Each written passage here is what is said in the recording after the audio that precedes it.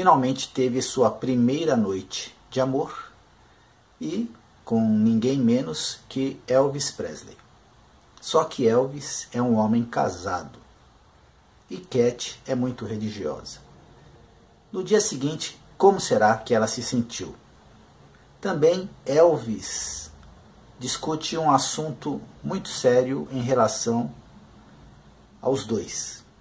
Agora, bem diferente da tapada Priscila, Cat logo nos diz quem era Elvis Presley. E ela não nutria nenhuma esperança de agarrar esse homem definitivamente para ela. Ela sabia de antemão que Elvis Presley não era um homem de uma mulher só. Diferente do que Priscila tenta nos passar até hoje, que ela foi pega numa situação de inocência, sendo que sabemos que Priscila já sabia das traições de Elvis lá na Alemanha. Lembra que ela vai ao quarto de Elvis e fuça nas coisas dele e encontra cartas de Anita, a namorada de Elvis, em Memphis. Ora, se Elvis está traindo sua namorada de Memphis, por que ele não trairia ela também? Mesmo assim, ela insiste, vai morar com Elvis, passa anos morando com Elvis, e então por que ela se casa com Elvis? Bem, Priscila está na dela, está surfando na de vítima, mas nós sabemos, e Cat vai nos dizer, como era a relação das mulheres com o rei Elvis e por que ele não conseguia ser fiel.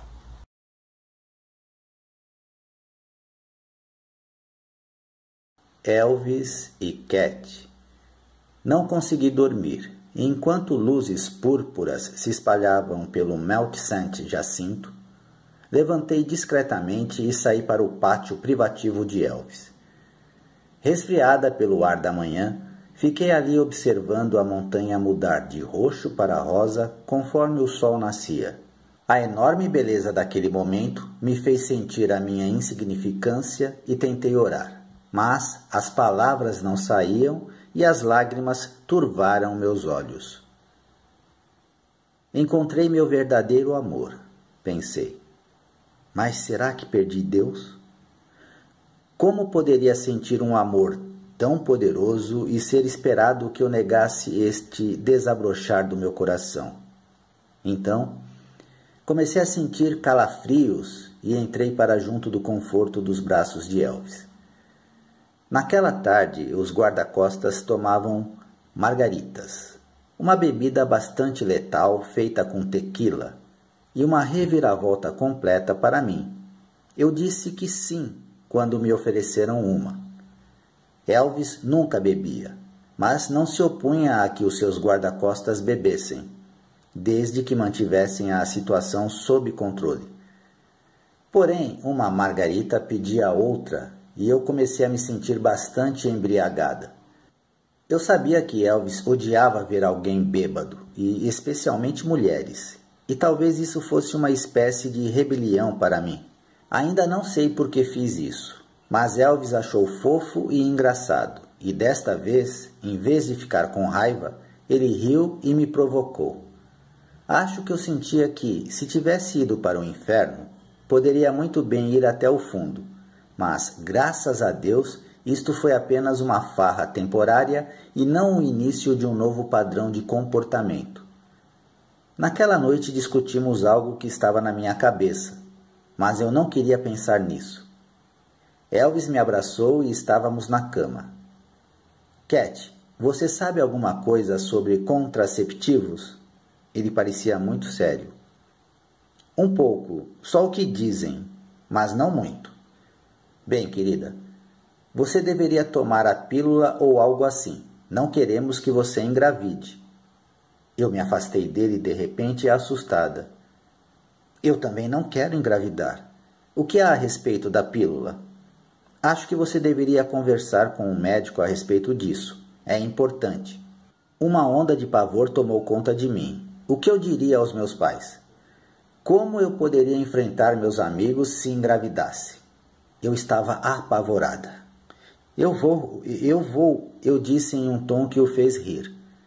Querida, não fique tão nervosa agora. Eu só quero que você providencie isso logo, só isso.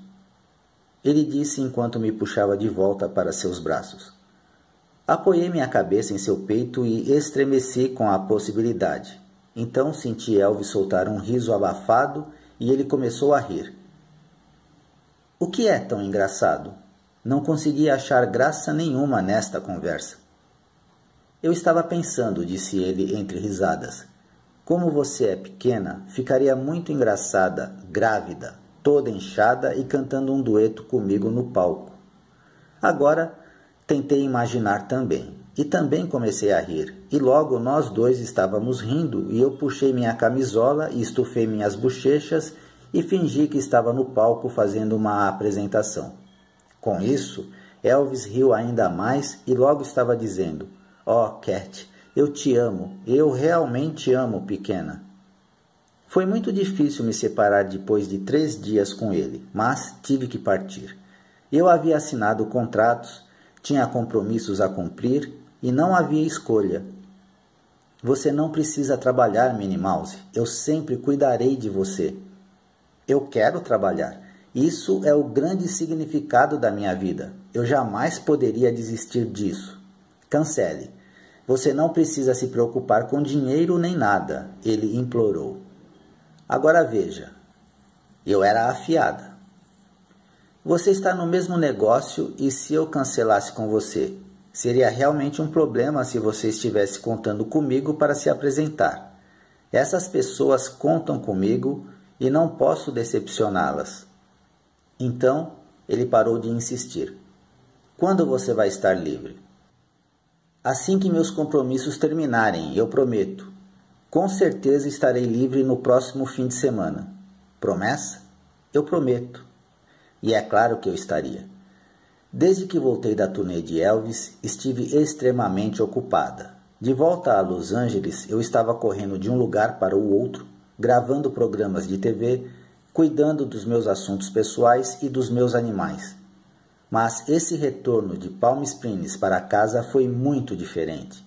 Eu estava andando nas nuvens, passando de um compromisso para o outro com uma energia notável. Eu estava rindo mais, brincando mais e para qualquer observador atento, era óbvio que Cat Westmoreland estava perdidamente apaixonada. Mas com o passar das semanas, as sementes da dúvida cresceram em minha mente. O que eu estava fazendo? Elvis era casado, e mesmo que não fosse casado, ele simplesmente não era adequado para marido. Ele mesmo admitiu que não conseguia permanecer fiel a uma mulher. Simplesmente não sou o tipo de homem que fica sentado em casa assistindo TV, ele me disse certa noite. Elvis não era tão promíscuo como alguns tabloides tentam fazê-lo parecer, porque ele era muito perspicaz em relação aos relacionamentos. Ele tinha que confiar na mulher com quem estava. Tinha que cuidar dela, e tudo isso exigia tempo e paciência. Ele teve muitas oportunidades porque as mulheres se aglomeravam ao seu redor como formigas atacando um bolo de chocolate num piquenique. Contudo, Elvis era cuidadoso, discreto em público e a maioria das groupies não lhe interessava. Eu sabia de tudo isso, mas ainda sentia muita falta dele. Com o passar da semana, sentia-me cada vez mais incompleta e apesar de todos os meus pensamentos sombrios, mal podia esperar pelo plano de Elvis de me pegar e me levar novamente para Palm Springs. Finalmente chegou o fim de semana e mais uma vez, sem planejar, nos encontramos vestidos com as mesmas cores. Elvis estava vestido com uma roupa de couro preto. Ele curtiu o fato de eu estar vestida de preto também e comentou sobre isso. Você fica bem de preto, querida. Eu realmente gosto de você nisso. Ele também me mostrou seu último par de óculos de sol que combinava com sua roupa. Mais tarde, ele pegou um estojo gigante e colocou sobre a bancada do banheiro. My God! Exclamei, enquanto ele abria a caixa com entusiasmo, derramando dezenas de óculos de sol e deixando-os cair e voar através dos ladrilhos. Não sei se já lhe contei, Cat, mas fui diagnosticado com glaucoma e meus olhos são muito sensíveis à luz. Tenho que usar óculos escuros quase o tempo todo. Eu nunca tinha visto tantos óculos na minha vida. Suas armações favoritas eram as douradas e prateadas com o emblema TCB, e as tonalidades incluíam todos os tons possíveis dentro do espectro do arco-íris.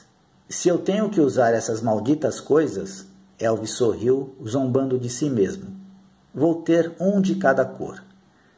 Aquele final de semana começou em alta.